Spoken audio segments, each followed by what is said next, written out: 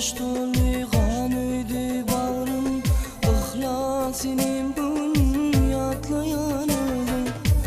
15 yaştan son kesin ömrüm, yadigar kalındı aydımın sağım. Kanlı ovalım aydımın sağım, yanım görebilmeyeceğim canım.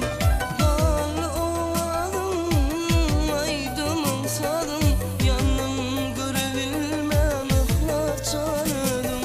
Ağlayan ağlayan yok başka çarem, kalım yalnız bununla yok kalım sonra.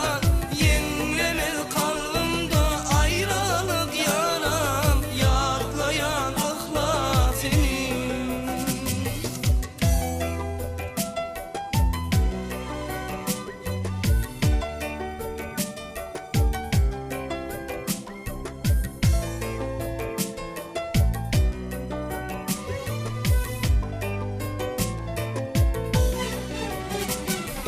Benim göz yaşı kana övrüllü, acal çere karşı alaç görüş yok.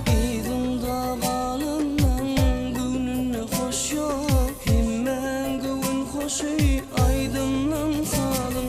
Kallı ovadım aydımın sağım, yanım görebilmeyeceğim canım. Kallı ovadım aydımın sağım, yanım görebilmem inim canım. Ağlayan ağlayan yok başka çarem, kalım yalnız bununla yok halim sonra. Yenilemez kalbimde ayrılık yaram, yaklayan ıhlar seni.